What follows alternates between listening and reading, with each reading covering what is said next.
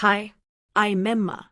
Last winter, I found myself sitting on a park bench with no more than a backpack, $37, and a heart shattered so finely it could have turned to dust in my chest. It's strange how quickly your life can go from structured calendars, whiteboards full of goals, and matching coffee mugs with words like power couple printed on them, to absolute, bottom-scraping nothing. I remember the wind that day more than anything else. How it sliced through my coat like it had a grudge. It felt like the world itself was reminding me, you have nothing left, not even warmth. 3 weeks before that, I had a life people scrolled past on Instagram and envied. I was building a startup that was just beginning to catch the eye of angel investors. I had a beautiful loft apartment downtown, a fiancé who made people pause and whisper, "Lucky girl," and a reputation for being the kind of woman who didn't just survive but redefined spaces. And then came the collapse. Slow at first, like cracks forming in plaster, then all at once. My lead investor pulled out unexpectedly. He called it a reallocation. I called it betrayal. A key supplier went bankrupt. My development partner ghosted us, mid-deployment. Within 2 weeks, my burn rate chewed through what little runway we had left. Payroll bounced. Emails stopped being answered. And my fiancé, Mark, who had stood beside me through everything up to that point, said it was too much. He said I was changing. He said he needed stability. And then, he walked out with a suitcase I bought him, and a tie I'd chosen on our anniversary, and a silence so cold it froze the goodbye in my throat. He didn't even fight. Just slipped out like I was a house fire, and he didn't want the smoke on his clothes. The thing that destroyed me wasn't the money. It wasn't even the loss of the startup. It was the echo. The empty space where his voice should have been. The gap in the closet. The unused toothbrush. And the fact that the man who said he believed in me until the end didn't even wait for the middle. I stayed in that apartment until the notice came. Eviction. 30 days. I couldn't call my parents. We hadn't spoken properly in years. I had been the pride once, but pride has a short memory when failure visits. My friends? They were still cheering for the version of me that had office space and headlines. Not the one scraping for freelance gigs in coffee shops. So, I packed what I could fit in a single bag and left without telling anyone. I couch-surfed for a week, then moved into a women's co-op shelter under a different name. At night, I would write code until my fingers went numb, building tiny tools for scraps of money, teaching myself new frameworks because learning felt like the only power I had left. During the day, I worked part-time at a print shop that smelled like ink and resignation. And somehow, inside all that nothing, I began to grow. Quietly, like weeds through concrete. I stopped waiting for apologies. Stopped asking why. I deleted our old pictures. I cut off the social accounts that still had couple bios and weekend memories. I became something new. Not healed. Not yet, but sharper. The print shop owner, a woman named Elsa, noticed my work ethic before anything else. She let me work longer hours, eventually asked me to help her rework the shop's inventory system. I built her a dashboard that let her track everything from stock to delivery times. She paid me double what I expected and introduced me to a cousin who ran a failing tech distribution firm. He needed someone to clean up their back end and streamline logistics. I charged him a fair rate and over-delivered. He passed my name to another contact, then another. Word got around. Quietly, but loud enough for the right ears. I started turning down jobs I would have once begged for. Then came an email one night, subject line, "Can we talk? Possible investment opportunity." I almost deleted it, assuming it was a scam. But the sender was real. A woman named Isla Kwan. Her bio read like a dream. Venture capitalist, diversity advocate, board advisor. I took the call the next morning in the hallway outside the shelter's shared bathroom, earbuds tangled, heart racing. She had heard about a small tool I had built, an automation widget for supply chain tracking. She asked if I wanted to go bigger. I told her yes before she even finished the sentence. 3 weeks later, I moved out of the shelter and into a studio apartment. Small but mine. I had a refurbished desk, a folding chair, and a coffee machine that worked only if I hit it twice. But I was building again. This time not just for investors or headlines, but for me. For the girl who'd been left with nothing. The girl who was never going to need someone else's faith to validate her own. Isla backed me. Fully. Gave me room to hire, expand, pivot. I named the company Noratech. After my grandmother, who used to say, if they lock you out, build a new door. That was 2 years ago. Now? We're one of the fastest growing logistics AI firms in the Midwest. I have a team of 26, a sleek downtown office, and a monthly client retention rate that makes most agencies jealous. We just signed a government contract. But none of that feels as surreal as what happened last month. We posted an opening for an executive assistant. High demand, quick turnaround. HR sifted through hundreds of resumes. They handed me 3 to interview personally. The third one made me freeze. Mark Bennett.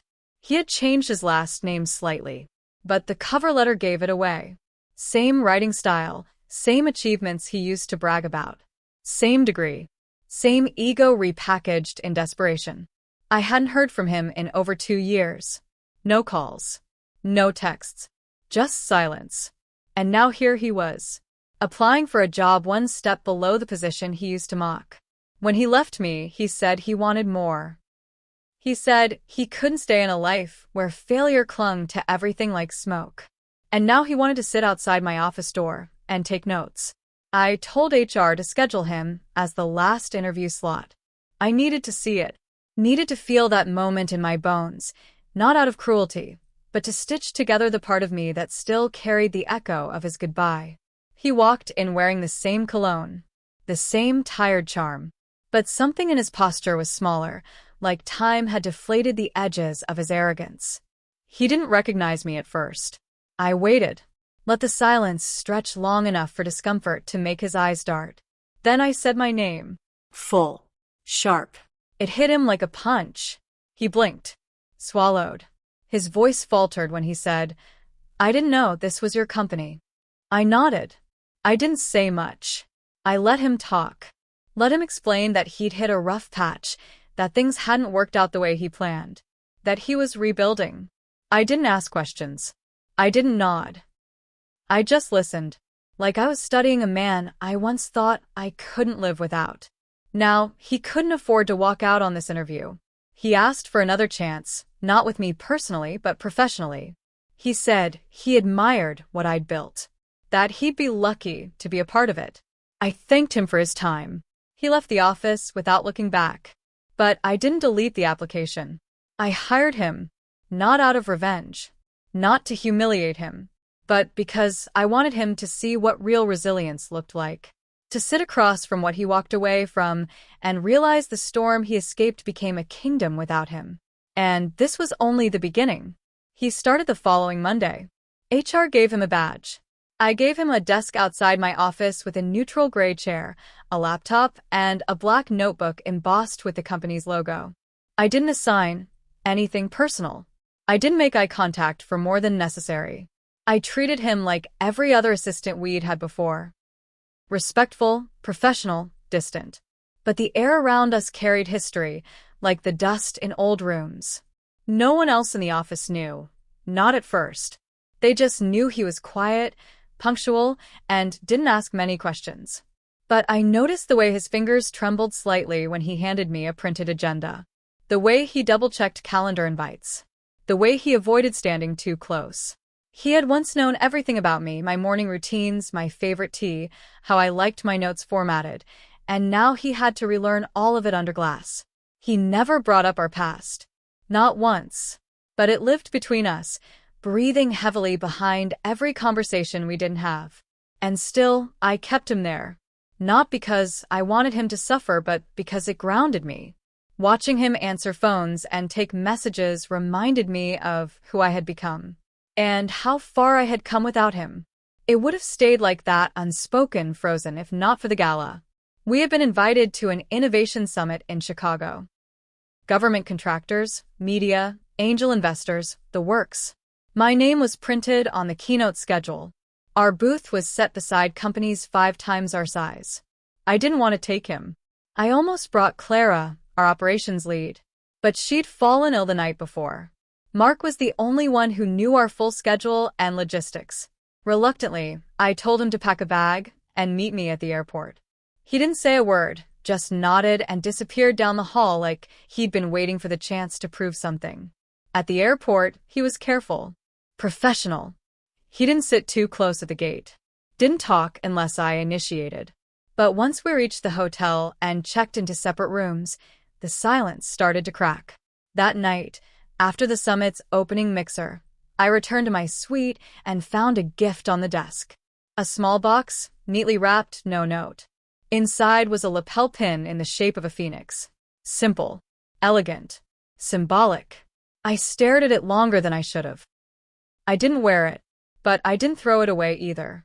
The next day, I spoke on stage about resilience in startup culture, how failure wasn't the opposite of success, but a vital part of it. I saw him standing near the back, expression unreadable. When the applause ended, I walked off stage and into a hallway full of handshakes. Investors, journalists, former competitors. They surrounded me like I had gravity. That night, as we waited for our flight home, he finally broke the silence. He apologized, not the clumsy, shallow kind. The real kind. The kind that doesn't ask for forgiveness, but simply names the wrongs out loud. He said he left because he was afraid. Not just of failure, but of watching someone he loved crumble and not knowing how to help. He said he saw my strength, but it scared him, because it forced him to confront his own weaknesses. And then, he said something I didn't expect. He admitted he regretted leaving every single day since. I didn't say anything. Not because I had nothing to say, but because words felt too small. I nodded once and turned away. That should have been the end of it. But 2 weeks later, the storm began. Our server was hacked. Small at first, a few corrupted files, some login issues. Then it escalated. Internal documents leaked. Client proposals, investor reports, even the financial projections we hadn't yet announced. We traced the breach back to a side server, one we hadn't used since the first beta launch of our app. One only 3 people had access to: me, our original CTO who'd left a year ago, and Mark. At first, I didn't believe it. Even after all that had happened, I didn't think he would do something so reckless. But the timestamp on the data pull matched a session from his laptop. Our IT manager called me late at night, voice shaky, saying it didn't look like an accident. I walked into the office the next morning earlier than usual. His desk was empty. I stood in the middle of the room for 10 full minutes, waiting for a denial that never came. When he finally walked in, I didn't wait. I asked him if he accessed the archive server. He said yes. Calmly. Said he was trying to see how much of the original work I'd kept. I asked him if he shared anything. He said no. But the way he avoided my eyes said otherwise. Later that afternoon, I received an anonymous message in my inbox. Screenshots. Logs. Copies of the files that had leaked, with metadata leading back to an encrypted drive. The name on the login had once belonged to him. He had tried to hide it under a secondary alias, but the paper trail was there. I called HR. I called legal. And then I called him into my office. This time I didn't ask. I showed him the evidence. He didn't deny it. He didn't cry. He simply said, "I didn't want to hurt you. I just thought I could still be part of the story." That sentence echoed in my mind long after he left the room, long after security escorted him out, long after I changed every system password and held an emergency staff meeting. I didn't press charges. Not yet. But the breach had consequences. 2 investors paused their funding. A government partner delayed signing the final phase of our contract. My team lost sleep. And I lost a layer of trust one had spent months building back. But it didn't destroy us. In fact, it forced us to strengthen the walls. I hired new cybersecurity consultants. We rewrote our back-end architecture. And in the process, something unexpected happened.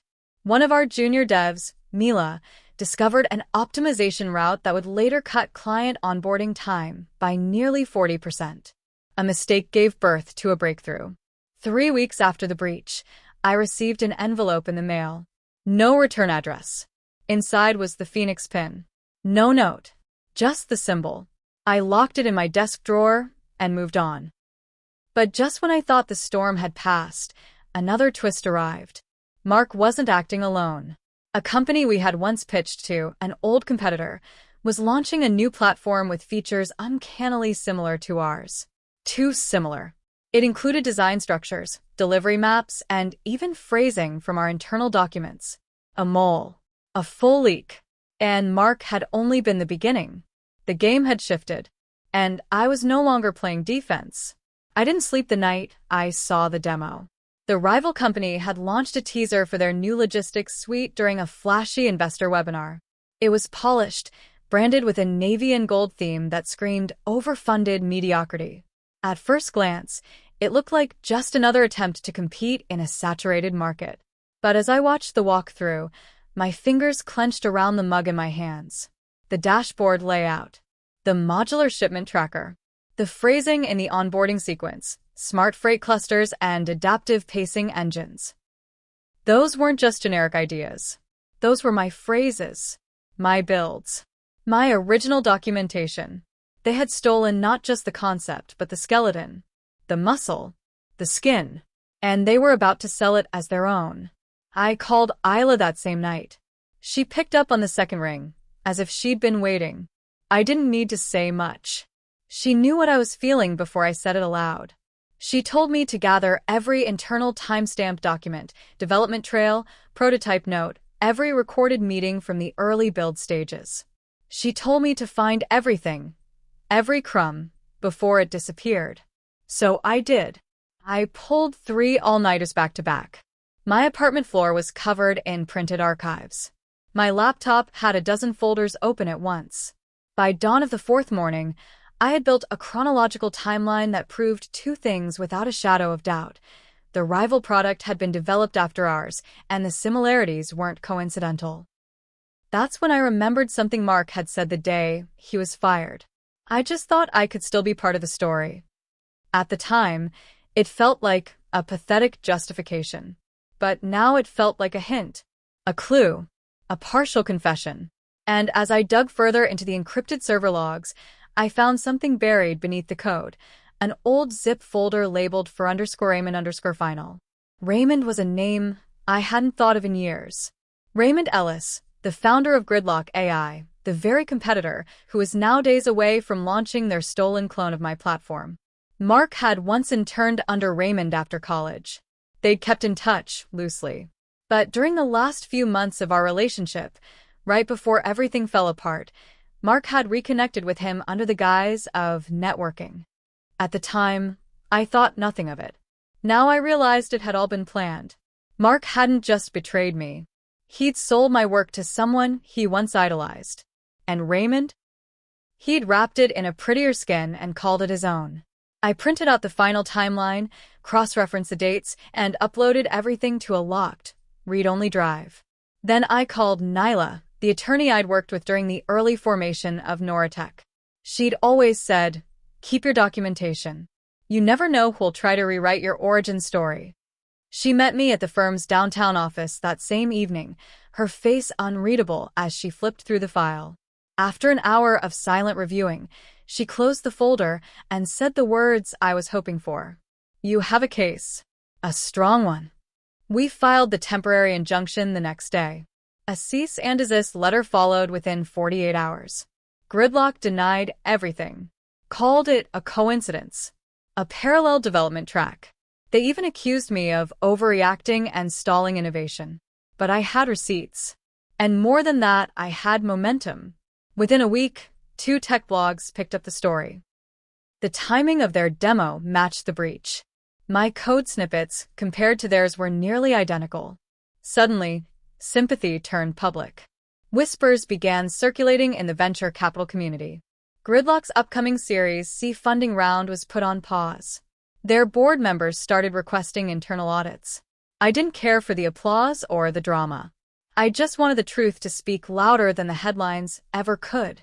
But then came a twist I didn't see coming. Mark reached out again. Not directly. Not by phone or email, but through a letter delivered to the office. No envelope. Just a single page, typed, folded neatly, tucked under the door of my private meeting room. The message wasn't an apology. It was a warning. He said Raymond was planning to shift the blame entirely on him, that in legal filings, Raymond would claim Mark acted independently, selling stolen information without the company's knowledge. That he was going to become the scapegoat. He ended the note with, "I was wrong, but I won't go down alone." I didn't know whether to laugh, scream, or tear the letter in half. Mark wasn't trying to clear his name out of guilt. He was trying to bargain his way out of the fallout. And it worked. Not emotionally, but strategically. Because if he turned on Raymond, if he provided full access to his communication records, payment history, private messages, he could hand me the nail to seal the coffin. I had to make a choice. Let him burn alone, or use him to take down the man who built a stolen empire from my work. I chose the latter. Through Nyla, we arranged a deposition. Mark spilled everything. Showed emails, call logs, even voice memos where Raymond told him exactly how to cloak the leak. In exchange, Mark avoided criminal charges. He lost any chance of working in the tech world again, but he wouldn't face jail time. Raymond, on the other hand, wasn't so lucky. We filed a full lawsuit for IP theft, breach of commercial ethics, and damages. Gridlock's launch was canceled. Their board dissolved. Their founder stepped down and vanished from LinkedIn like smoke after fire. And then there was quiet. Not the kind that comes after battle, but the kind that follows justice. Norateka's name was cleared. The investors who had paused returned with stronger offers. One of our contracts was extended into a national program. But most of all, my team, who had stayed when things got ugly, stood a little taller. We had survived sabotage, betrayal, and attempted erasure. And we had not just endured. We had won. A week after the court decision, I stood at the edge of our rooftop office terrace during golden hour. The skyline shimmered with a gentle hush, the city humming below. My assistant, Mila now, not Mark, brought me a folder with the latest projections. We were ahead of forecast. Again. I opened the drawer in my office. Pulled out the Phoenix pin. I didn't wear it. I just held it. A quiet reminder. Some fires destroy. Some rebuild. But every flame teaches you what you're made of. Mark never contacted me again. I didn't expect him to. He faded from the news cycle as quickly as he had once risen in my life. And I didn't chase closure. Because I didn't need it. He had been the cliff I fell from. But I had built the wings on the way down. And this was only the middle. Success, after a storm, doesn't feel the way you think it will. There's no slow-motion triumph, no cinematic orchestra humming in the background. It's quiet. So quiet it almost feels like grief. Because when you've built a fortress out of ash and memory, you realize you can't go back to the girl who once dreamed inside that fire. You've become someone else. And that someone doesn't celebrate. They calculate, protect, prepare. That was the space I existed in now. A space where I no longer chased validation, but where I guarded peace like it owed me something for every piece of myself I had to trade along the way. The media firestorm around Gridlock died down by the end of the month. We never posted a celebratory update. No dramatic victory posts. No press tours. I didn't even give a quote. The truth was louder than anything I could have said. But even in that silence, the echoes kept moving. Clients came knocking. Bigger ones. And with them came attention, the kind I had once chased with naive ambition, now arriving at my doorstep dressed as opportunity and risk in equal measure. One morning, Isla called unexpectedly. Her voice was low, serious, but laced with a hint of something unfamiliar, hesitation. She told me a corporate tech conglomerate based in Berlin, one with fingers in logistics, software, and data intelligence, wanted to acquire Noratech. Fully. The offer was staggering. High 8 figures, with equity options and a seat on their global advisory board for me. They weren't looking to gut the company.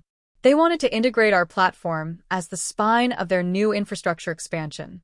It was the kind of deal people like me weren't supposed to get offered. Especially not women who were told they weren't commercial enough or market-ready. Especially not women who once cried into cheap coffee in the back corner of a co-op shelter. But here it was. A fork in the road that no one had seen coming. least of all me. My board was split. Half of them urged caution. The other half whispered legacy. Mila watched me in meetings like she knew I was already drifting somewhere further, trying to weigh identity against impact. Because here's the thing they don't tell you about starting over. You become deeply attached to every brick, even the ones laid in pain. I needed time. I told Isla I'd give her my answer in 10 days. She agreed, though I could tell she wanted me to say yes right then and there. She always saw bigger pictures than I was ready for. That night, I stayed in the office long after the lights in the other departments went out. I walked from desk to desk, remembering who sat where when we first moved in. The late-night ramen spills, the team huddles before presentations, the birthdays celebrated with supermarket cake and discount candles. This wasn't just a business. It was a monument. But a monument to what? The next morning brought a different kind of twist. A letter arrived at the front desk, hand-delivered, addressed to me. No posti. No return address. The handwriting was familiar. I almost didn't open it, but curiosity wins when fear has been replaced by strength. Inside was a single sheet, the corners folded, creased. The letter wasn't from Mark. It was from Joy, his sister. She had been quiet all these years. I barely knew her, except for brief holiday appearances and polite smiles. But her words cut with precision. She wrote that Mark had disappeared after the lawsuit, that he was now living off-grid in Oregon, blaming me for everything that fell apart in his life. She said he was spiraling, jobless, detached, increasingly paranoid. She said he still had a copy of the stolen data, and even though it had no legal value anymore, he talked about one day telling his side. She warned me. Not to scare me, but to prepare me. He hadn't moved on. He was waiting. I didn't know what to make of it. At first, I brushed it off. He had already lost. What else could he do? But paranoia doesn't need logic. It just needs history. That week, someone tried to access our servers remotely using a masked IP address. The attempt failed, but the timing rattled me. I called Nyla. She was calm, clinical, told me the injunction still stood, that we could file a restraining order if needed, that there were new laws protecting data ownership. But her voice sharpened near the end. She said, "This isn't just about code anymore. This is personal." And it was. Because no matter how far I had come, a part of me still flinched every time I saw his name in old documents, every time I walked into a boardroom and remembered the girl who once asked him to believe in her. And that girl, she still lived somewhere inside me. Not weak, but buried. I needed to unearth her, to tell her it was over, for real this time. So, I did something I hadn't done in years. I drove back to my childhood home. It was a small house just outside the city, one I hadn't seen since I left for college. My parents had moved long ago, but the current owner, a kind woman who remembered my mother, let me sit on the porch for a few minutes. I didn't go inside. I just stared at the steps where I once sat with dreams too big for the zip code. I whispered thank you into the wind. Thank you for the pain, for the silence, for the betrayal. Because without them, I wouldn't be here. Back at the office, I made my decision. I didn't sell. I called Isla, thanked her for everything, but told her Noratech wasn't ready to be folded into something bigger. Not yet. I wanted to grow it, not for validation, but for value. My own value. She didn't argue. She just said, then let's scale. That weekend, I held a team retreat. Not in a ballroom. Not in a hotel. But in a rented cabin 2 hours outside the city. We hiked. We cooked. We laughed. I told them the story, my whole story. The loss. The love. The betrayal. The rebuild. I didn't name Mark. I didn't need to. What mattered wasn't who hurt me. What mattered was who stayed when everything fell apart. That night, around the fire, Mila handed me a small box. Inside was a necklace with a silver pendant shaped like a phoenix. Not flashy, just familiar. I didn't cry, but I held it tighter than I meant to. The next day, I walked into the office, set my phone to silent, and opened a new tab on my computer. Project name, Rise Protocol. A new platform. Bigger. Sharper. Untouchable. One design not from pain, but from purpose. Because this time, I wasn't building to prove anything. I was building to lead. The first test of the RISE protocol launched 30 days after the retreat. It wasn't flashy. No press releases, no teasers. Just a quiet rollout to a hand-picked group of clients, each chosen because they believed in us before belief was trendy. The product worked better than I expected. Cleaner logic. Faster processing. And most importantly, every single line of code was born from scratch. No shadows of the past. No fingerprints but ours. Mila cried when the first analytics report came in. I didn't. Not because I wasn't proud, but because I'd learned to save tears for the moments that really split the soul open. Success felt like armor now. And I wore it without apology. A week after the rollout, Isla introduced me to a journalist from a major publication who was curating a feature on underdog tech founders. I almost declined. I didn't want to rehash the pain for public consumption. But Mila encouraged me to own it, to shape the narrative before someone else did. So I agreed. The piece went live on a Thursday. I read it once, alone in my office, then closed the tab without bookmarking it. It didn't define me. It just confirmed what I already knew. I had built something real. And I had done it not in spite of the storm, but because of it. By Sunday morning, my inbox had over 200 new emails. Congratulations. Job offers. Partnership proposals. A few journalists trying to dig deeper into the Mark angle. I ignored all of them. But one message made me stop. No subject line. No sender name. Just a single line in the preview pane. I saw the article. I opened it. It was from Mark. He said nothing about the lawsuit. Nothing about gridlock. Nothing about his life now. He didn't mention Oregon or his sister's warning or the files he once kept. Instead, he talked about the article. About how, for the first time, he saw the version of me he never bothered to understand. Not the founder. Not the fighter. But the woman who stood back up when she had every reason to disappear. He wrote, "You were never the failure. I was. I'm sorry for stealing your story. I'm sorry for not staying when I should have fought. And I'm sorry for making your strength feel like a burden. You deserved better than me then. And you still do." Then, at the bottom he wrote, "I've deleted everything. All the files. All the copies. This isn't an apology to earn anything back. It's just a truth I owed you. No attachments. No contact info. Just that." I didn't reply. Not because I was angry. I wasn't. I was free. The next few weeks passed in a blur. New hires. Beta testing. A new partner from Brazil who wanted to expand our platform into South America. Growth that felt exponential and earned. And yet, beneath it all, a strange sense of stillness began to take root. Not emptiness, but clarity. The kind that comes when you no longer have to look over your shoulder. One evening, after the team left, I stayed behind. I walked the office hallways in the dark, letting the dim emergency lights cast soft shadows on the walls. This place had been built from betrayal, yes, but also from belief. From people who showed up when others left. From the version of myself who refused to stay broken just because it was easier than rebuilding. I reached my office. Sat down. Opened the drawer. The phoenix pin was still there. I placed it next to the silver necklace from Mila. Then, slowly, I pulled out something else I hadn't touched in a long time, a faded photo from the early days of the startup. Back when it was just me, 2 whiteboards, and a dream I hadn't dared speak too loudly. In the photo, I was smiling. But my eyes held something different. Hunger. A need to prove. That girl was gone now. Not because she failed, but because she'd become something bigger. She'd grown into a woman who no longer needed to be seen to know she mattered. The final twist came not from outside, but from within. That same week, I received a letter from the government contractor we'd signed 6 months earlier.